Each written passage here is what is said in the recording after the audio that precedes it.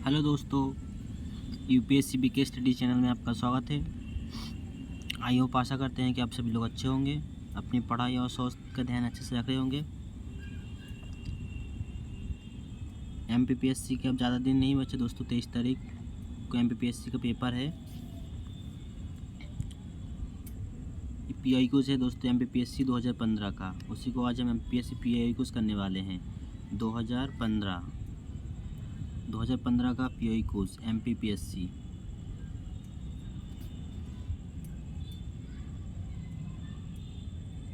दोस्तों आइए, first question है, वर्ल्ड इकोनॉमी आउटलुक रिपोर्ट कौन जारी करता है?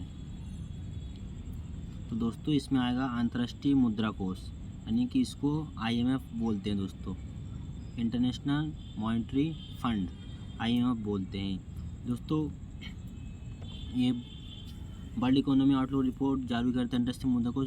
एक वर्ष में कितनी बार जारी किया जाता है ये भी पूछा जा सकता है। पीआई कोष को दोस्तों आपको ये नहीं कि ओनली आंसर की बस जानना, आंसर की नहीं, आईएमएफ से पूछा है तो अगला क्वेश्चन पूछ सकता है कि आईएमएफ जो अंतर्राष्ट्रीय वर्ल्ड इकोनॉमी रिपोर्ट है हर वर्ष जारी किया जाता है, तो गलत हो जाएगा दोस्तों। 2 वर्ष में जारी करते हैं, वर्ष में 2 बार। वर्ष में कितनी बार दोस्तों? एक वर्ष में 2 बार जारी करता है मुद्रा कोष। दोस्तों इसमें क्या क्या संकेत है वर्ल्ड इकोनॉमी आउटलुक रिपोर्ट जारी करने के? दोस्तों इसमें आएगा जीडीपी को काउंट करते हैं, मुद्रास्फीति, चालू खाता घाटा और राजकोषीय संतुलन। इसको ध्यान रख के अंतर्राष्ट्रीय मुद्रा कोष वर्ल्ड इकोनॉमी आउटलुक रिपोर्ट जारी करता है। एक बार मैं फिर से बताता हूँ दोस्तों, वर्ल्ड 2015 का पीआई कोर्स है एमपीपीएससी को दोस्तों वर्ल्ड इकोनॉमी आउटलुक रिपोर्ट कौन जारी करता है? अंतर्राष्ट्रीय मुद्रा कोष। एक वर्ष में 2 बार जारी करता है दोस्तों, एक वर्ष में 2 बार जारी करता है। इसमें संकेत क्या है दोस्तों? इसमें जीडीपी को संकेत, मुद्रास्फीति,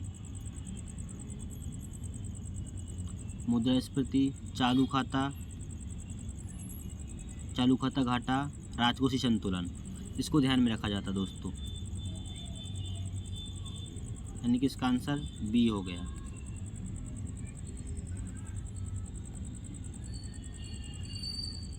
आगे बढ़ते हैं।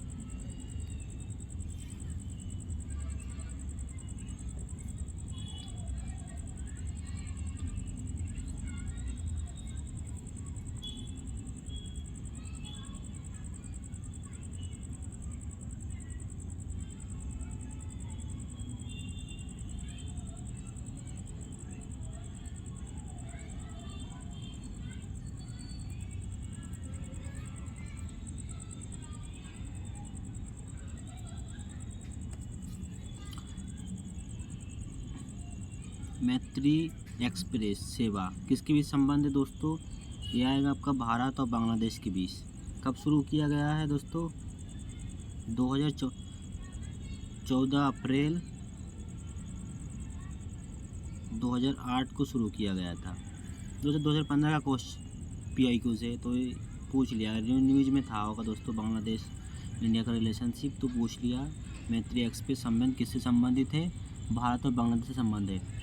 इसकी क्षमता यात्रियों कितना था दोस्तों? इसकी क्षमता यात्री में 418 यात्रियों की क्षमता था। सप्ताह में 1 बार चलती थी दोस्तों। मैत्री एक्सप्रेस है सप्ताह में 1 बार चलती थी। 6 डिब्बे थे। कितने डिब्बे थे? 6 डिब्बे थे दोस्तों, इसमें 6 डिब्बे थे।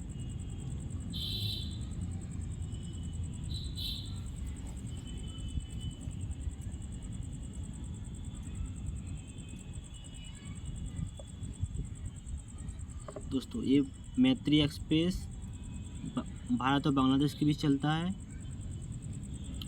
14 अप्रैल 2008 को प्रारंभ हुआ।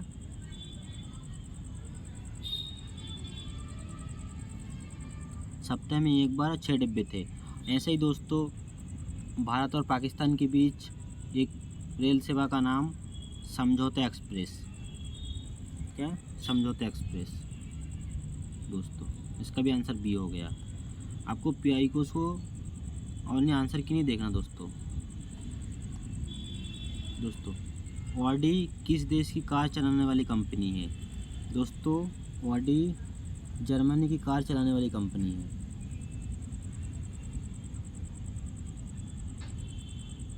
जर्मनी के चलाने वाली कंपनी है दोस्तों। इसकी स्थापना 2007 में मुंबई में हुई थी, जर्मनी में 2007 में इसकी स्थापना मुंबई महाराष्ट्र में हुआ था।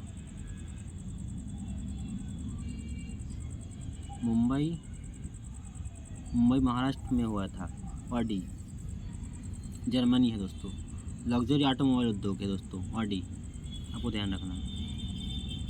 तो एक उसका आंसर क्यों नहीं लगा, बेस्ट नहीं देखना दोस्तों। आपको उसका जो आंसर की है उसका डिटेल आपको आंसर डेप्थ में आना चाहिए।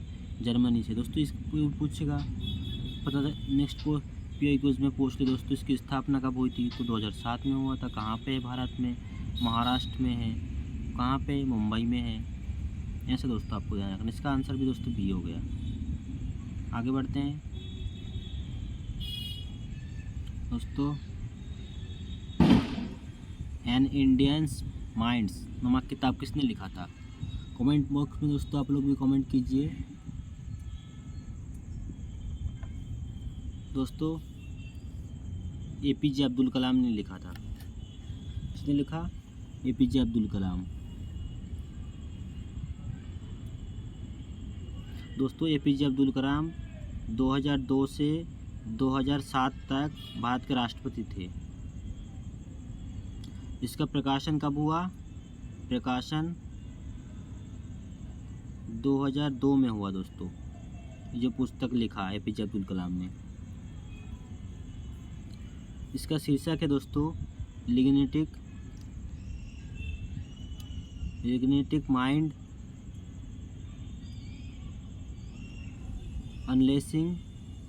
अनलेसिंग the power within India शीर्षक की पुस्तक है। अन्य पुस्तक क्या है दोस्तों APJ अब्दुल कलाम की? 2020 में अग्नि उड़ान। इनकी अन्य पुस्तकें भारत 2020 में अग्नि उड़ान, ये भी पूछ सकता है। तो इसका ऑप्शन दोस्तों क्या होगा? ऑप्शन सी हो गया। आगे बढ़ते हैं दोस्तों। आप पढ़िए, वीडियो को स्किप कीजिए और कमेंट बॉक्स में आंसर कीजिए। इसका आंसर क्या है? मध्य प्रदेश सरकार मातृत्व एवं शिशु स्वास्थ्य अभियान ब्रांड एम्बेसडर से किसे नियुक्त किया? कमेंट बॉक्स में दोस्तों आप आंसर कीजिए।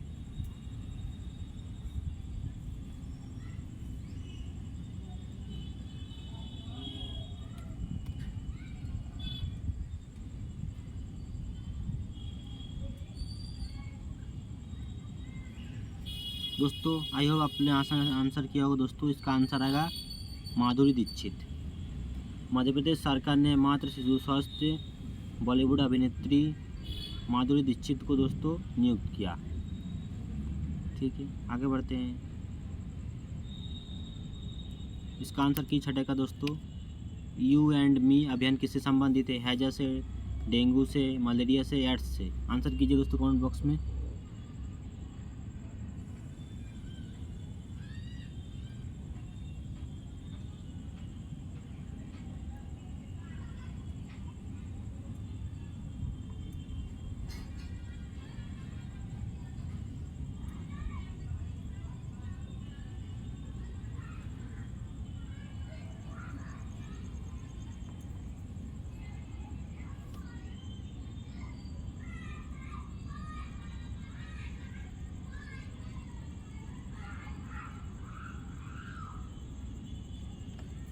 आई होप दोस्तों आपने आंसर किया होगा दोस्तों। इसका आंसर आएगा डेंगू। यू एंड मी अभियान किससे संबंधित है? डेंगू से संबंधित दोस्तों।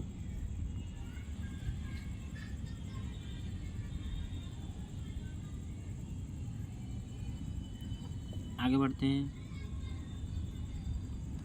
इंग्लिश वाले में दोस्तों। इसका आंसर आएगा IMF आएगा, APJ अब्दुल कलाम आएगा चौथे का, और दूसरे का मित्र एक्सप्रेस का आएगा भारत इंडिया बांग्लादेश, इसमें आएगा माधुरी दीक्षित।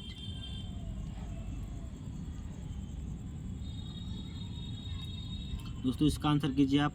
मध्य प्रदेश राज्य संग्रहालय भोपाल को पूर्व में किस नाम से जाना जाता है? कमेंट बॉक्स में आंसर कीजिए दोस्तों। मध्य प्रदेश राज्य संग्रहालय।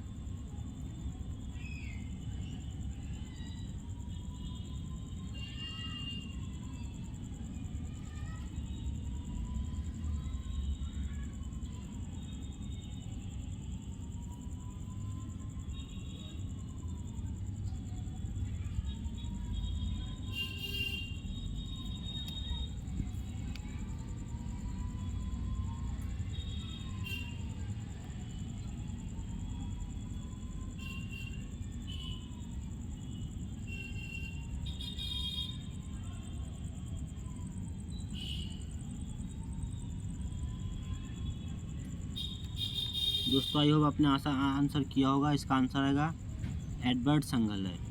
मध्य प्रदेश राज्य संग्रहालय भोपाल को किस नाम से जाना जाता है? एडवर्ड संग्रहालय। दोस्तों मध्य प्रदेश सरकार ने राज्य संग्रहालय भोपाल को पूर्व एडवर्ड संग्रहालय के नाम से जाना जाता है। इसका नाम 1887 में स्थापित किया गया है।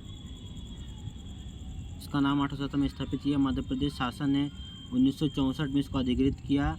अब भोपाल में बाणगंगा मार्ग एवं कला परिषद के सामने संग्रहालय प्रतिभाषा इच्छा संग्रह है। ये प्रागैतिहासिक गैलरी के लिए तैयार किया गया। दोस्तों प्रागैतिहासिक गैलरी यानी कि इनमें पुराने सामग्री को रखा गया है। दोस्तों इसका आंसर हो गया एडवर्ड संग्रहालय। ठीक है दोस्तों आगे बढ़ते हैं। इसका आंसर कीजिए कमेंट बॉक्स। दोस्तों शाहजहां के लेखक कौन थे?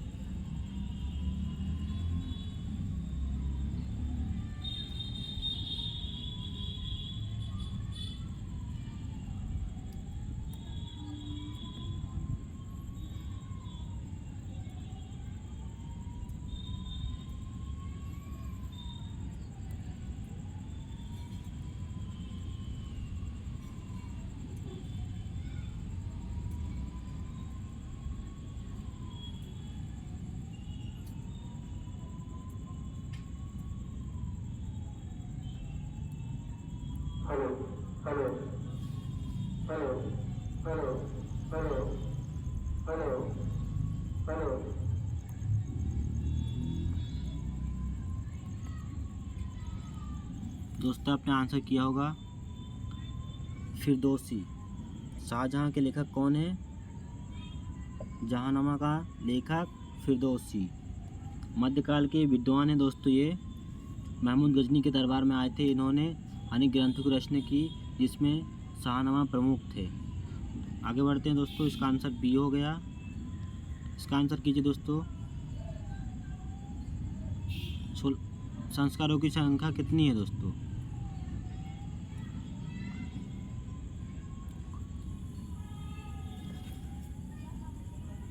दोस्तों इसका आंसर आएगा 16। संस्कारों की संख्या कितनी है? 16। इसका नाम है दोस्तों इसका नाम है दोस्तों गर्भाधान, पुंसवान,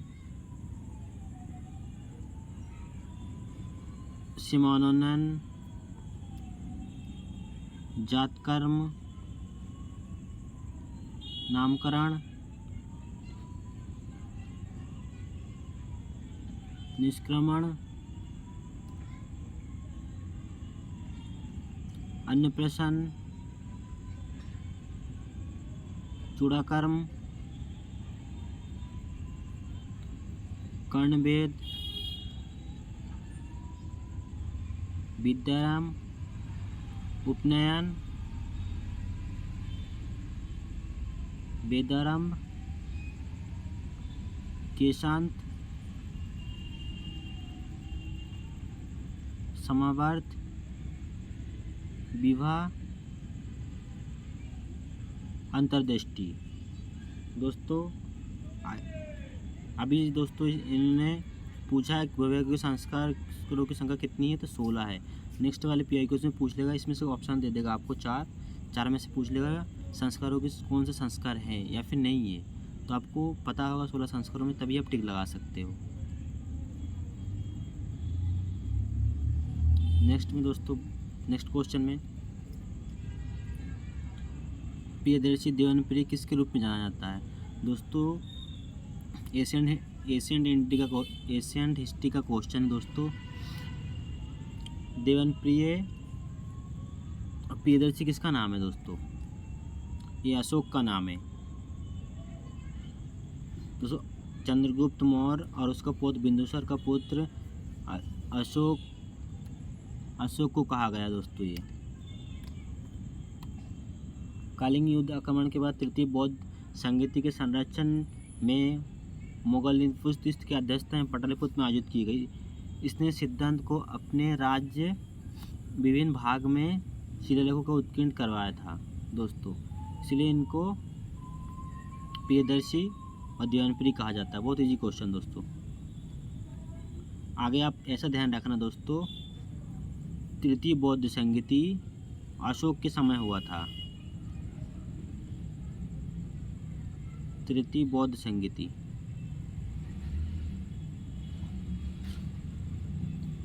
संगति अशोक के समय हुआ था। इसकी अध्यक्षता किसने की थी दोस्तों, इसकी अध्यक्षता मोगलीपुत्र ने की थी दोस्तों, ध्यान रखना। आगे बढ़ते हैं नेक्स्ट क्वेश्चन में दोस्तों। बहुत इजी क्वेश्चन, इंडिका के लेखक कौन है। कमेंट बॉक्स में दोस्तों आंसर कीजिए, इंडिका के लेखक कौन है।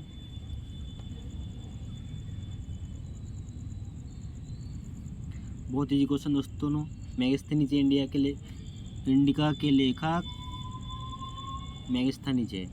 मौर्यकालीन इतिहास का सबसे महत्वपूर्ण स्रोत मेगास्थनीज है दोस्तों। मौर्यकाल का जो इतिहास है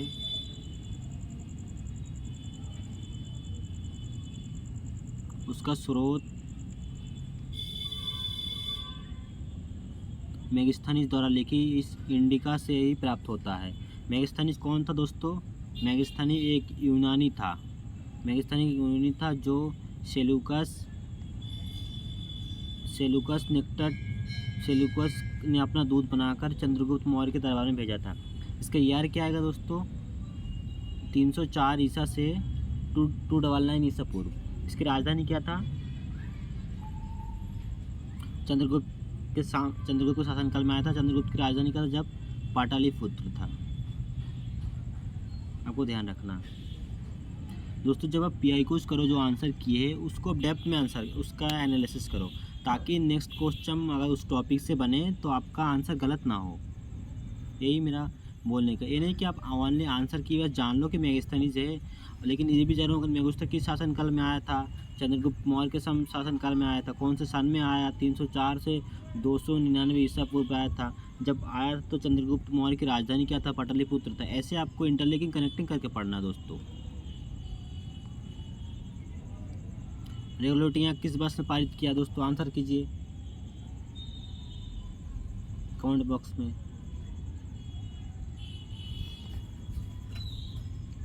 दोस्तों ये भी इजी क्वेश्चन है, आपने अगर पढ़ा होगा भारत शासन अधिनियम जो पारित हुआ 1773 से 1935 तक का जो अधिनियम दिया गया है, आपने पढ़ा होगा, तो इसका आंसर होगा दोस्तों डी है इसका आंसर।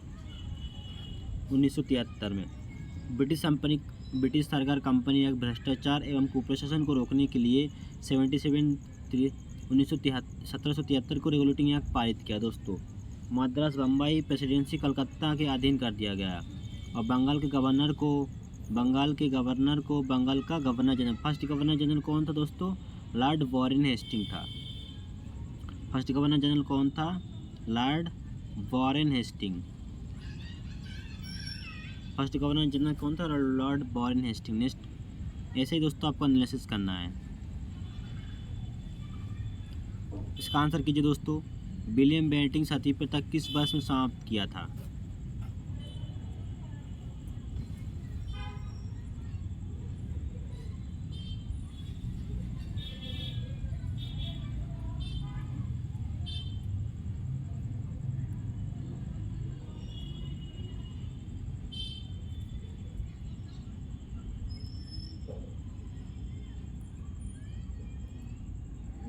आइए दोस्तों, आपने आंसर किया होगा। इसका आंसर आएगा दोस्तों 1829 ईसा पूर्व।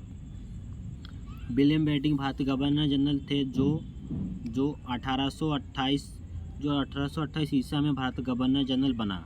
उस उत्तरदायी विचारधारा का पोषक था। गवर्नर जनरल बनने के बाद 1829 को ईसा में धारा 17 यानी कि धारा 17 सती प्रथा या फिर नियम 17 भी बोला जाता है इसको, ये सती प्रथा का गैर कानूनी घोषित किया।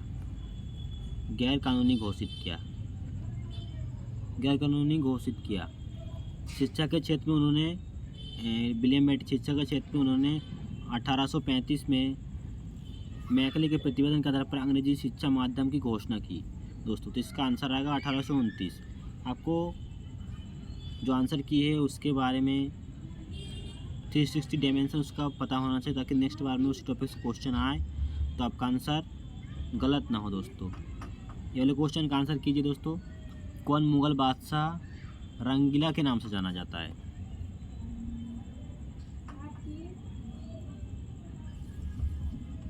दोस्तों मुगल बादशाह रंगीला के नाम से जाना जाता है। कमेंट बॉक्स में आंसर कीजिए, इसका आंसर क्या है।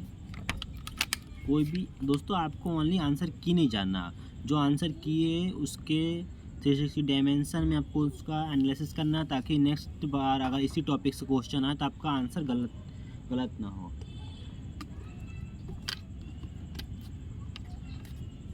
पीआई कोर्स करने का यही फ़ायदा है कि किस टॉपिक से क्वेश्चन पूछा जा रहा है, कौन से टॉपिक को पीएस से ज़्यादा मान्यता दे रहा है, उसी टॉपिक के बारे में आपको ज़्यादा अध्ययन करना है, एनालिसिस करोगे आप। इसका आंसर आएगा सी, मोहम्मद शाह सम्राट को रंगीला के नाम से जाना जाता है, जो कि मुग़ल शासक थे। सैयद बंधु ने शाहजहां ने 18 वर्षीय पुत्र रोशन अख्तर को गद्दी पर बैठाया था, जिसने मोहम्मद शाह की उपाधि धारण की थी। अयोग्य एवं विलासी होने के कारण साम्राज्य तीव्र से विघटन हो गया। सऊदत खान ने अवध में, अलीवर्दी खां बंगाल में रोहिलखंड में अपना राज्य स्थापित किया। इन्हीं को रंगीला के नाम से जाना जाता है। आगे बढ़ते हैं दोस्तों। कमेंट बॉक्स में गुरु नानक ने अपना उत्तराधिकारी किसे नियुक्त किया दोस्तों?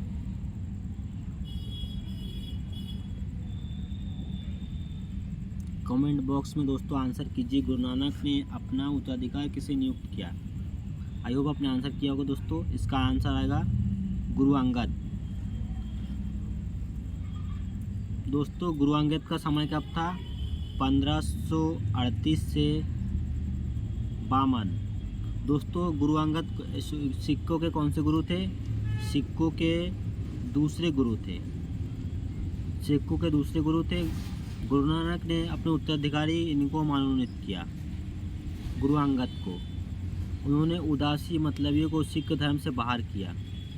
गुरु अंगद ने उदासी सिख मतलबियों को बाहर किया। इनके समय में नानक कणी का पुस्तक लिखा। इन्होंने नानक कणी पुस्तक संग्रहालय किया, इनका जीवन चरित्र लिखा। नानक वाणी पुस्तक, इनके समय में नानक की वाणी पुस्तक, यानी वाणी पुस्तक तो किससे रिलेटेड है? गुरु अंगद ने करवाया था। बड़ी पुस्तक गुरु अंगद के जीवन चरित्र के बारे में इसमें डिस्कस किया गया है। तो आपको नेक्स्ट टॉपिक में इसमें ध्यान रखना है ताकि रिलेटेड कौन से ईयर में पूछा गया है। तो 1538 से 1552 सिखों के दूसरे गुरु हैं। पहले गुरु कौन है ये भी पूछा जा सकता है। तो आपको इसी तरह टॉपिक का जो आंसर की उसी से रिलेटेड आपको ओनली आंसर की नहीं जानना है, उसके बारे में पूरा डेप्थ नॉलेज जानना दोस्तों। चार्ल्स वुड, ये भी easy question, modern India question है दोस्तों। चार्ल्स वुड का आदेश किससे संबंधित है दोस्तों? कमेंट बॉक्स में आप आंसर कीजिए, चार्ल्स वुड किससे संबंधित है?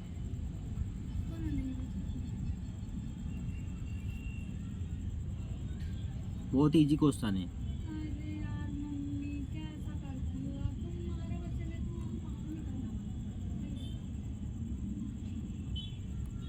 दोस्तों चार्ल्स वुड किससे संबंधित? शिक्षा से संबंधित है। कब आया?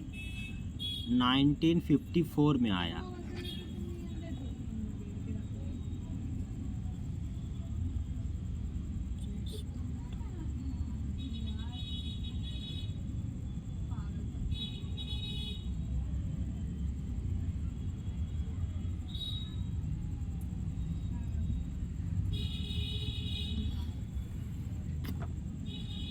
शिक्षा से संबंधित है दोस्तों। ये कब आया?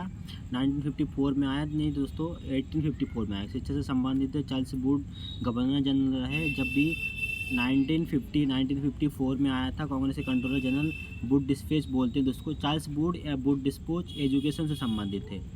वुड डिस्पेच एजुकेशन से संबंधित है। शिक्षा करने के सरकार को उत्तर को स्वीकार किया गया। कलकत्ता विश्वविद्यालय में अपने इन्होंने वुड शिक्षा को मैग्ना कार्टा कहा गया वुड डिस्पेच को। ठीक है दोस्तों, नेक्स्ट वीडियो का आप नेक्स्ट क्वेश्चन का आंसर कीजिए। विश्व पृथ्वी दिवस कब मनाया जाता है?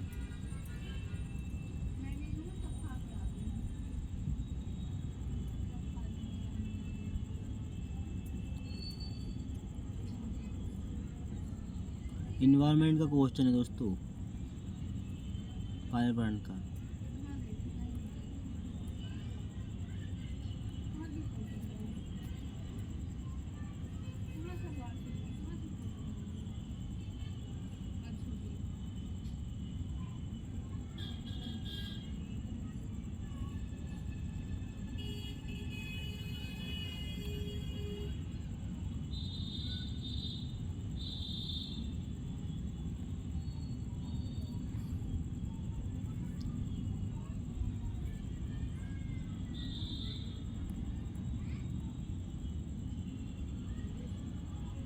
आई होप आपने आंसर किया दोस्तों। इसका आंसर आएगा 22 अप्रैल। कब से स्टार्ट हुआ था दोस्तों? 22 अप्रैल को पृथ्वी दिवस मनाया जाता है और 7 अप्रैल को विश्व जल दिवस मनाया जाता है। अब वर्ल्ड हेल्थ दिवस कब मनाया जाता है दोस्तों? ये भी 7 अप्रैल को, क्योंकि WHO की स्थापना 7 अप्रैल को हुआ था, इसीलिए विश्व हेल्थ दिवस 7 अप्रैल को मनाया जाता है। WHO की स्थापना 7 अप्रैल को हुआ था। अच्छा, WHO का जो हेडक्वार्टर है क्या इंडिया में भी है? कितने हेडक्वार्टर हैं? कमेंट बॉक्स कीजिए दोस्तों। हाँ, WHO का हेडक्वार्टर साउथ एशिया में इंडिया में है, दिल्ली में।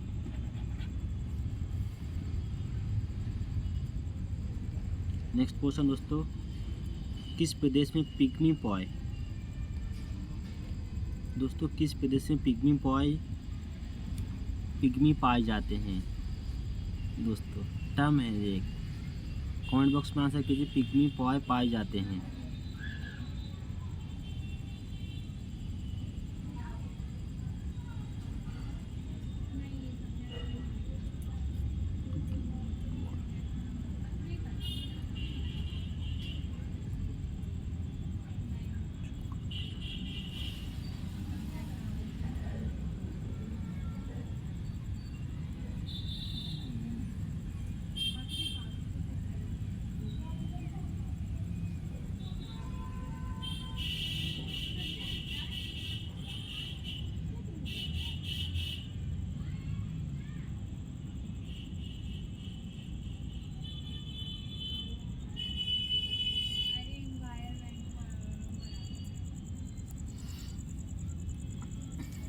दोस्तों इसका आंसर विश्वति वन।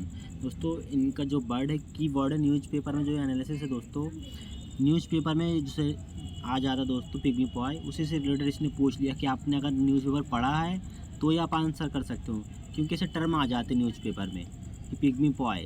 तो दोस्तों विषुवती वन, और विषुवती वन दोस्तों कहाँ पाया जाता है? दोस्तों विषुवती वन जो पृथ्वी है ना, भूमध्य रेखा से 5 डिग्री विश्व 35 से 34 विषुवत डिग्री 5 से लेकर 35 तक साउथ और वेस्ट उत्तरी और दक्षिणी गोलार्ध दोनों में पाया जाता है दोस्तों।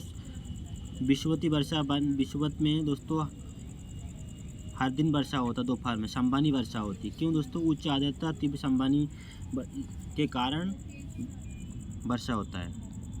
ग्रेट बैरियर रीफ कहाँ स्थित है? ये भी न्यूज़ में था दोस्तों इस तरफ, बहुत इजी क्वेश्चन है। ग्रेट बैरियर रीफ कहाँ स्थित है? आंसर कीजिए दोस्तों।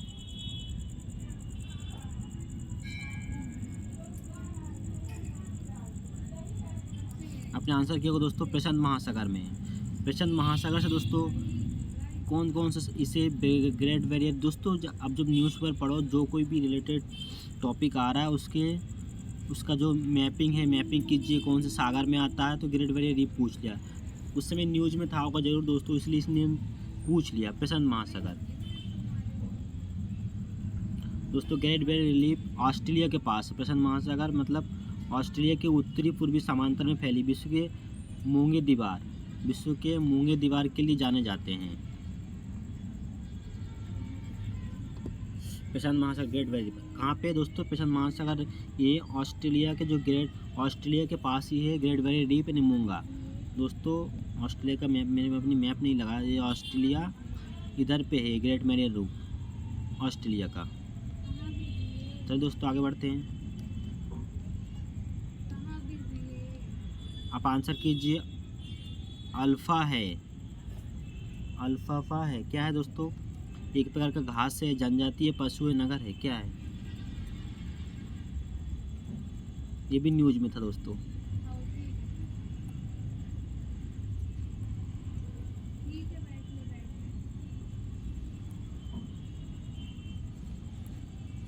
क्या है इसका आंसर दोस्तों? ये एक प्रकार का घास है। कहाँ की घास है? एक सेकंड। अल्फाफा एक घास है, कहाँ पे? मोडिगो सेटपेट का घास, उच्च पोषण एवं अनुकूलक के दोस्तों जानी जाती है घास, एक प्रकार का। ओजोन परत, नेक्स्ट वीडियो में बढ़ते दोस्तों। ओजोन परत सर्वाधिक नुकसान पहुँचाते हैं। ओजोन परत सर्वाधिक नुकसान पहुँचाते हैं, किसको पहुँचाते हैं दोस्तों? Carbohydrates, carbon dioxide, nitrous oxide, hydrochlorofluorocarbon, किसको नुकसान पहुंचाता दोस्तों?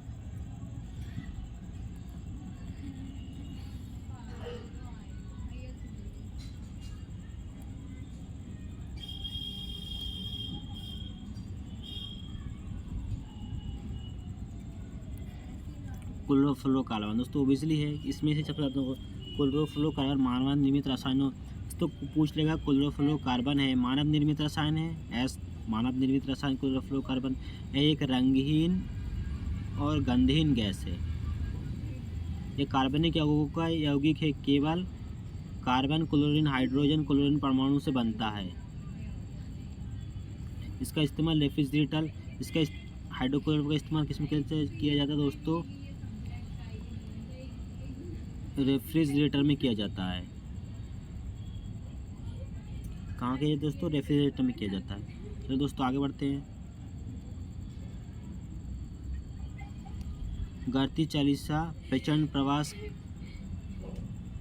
खाली से साटा क्या है दोस्तों? गढ़ती चालीसा प्रचंड पासा से हम चीखता साठा क्या है? ये भी न्यूज़ में था दोस्तों। कौन से गोलार्ध में है दोस्तों? ये ज्योग्राफी से रिलेटेड है।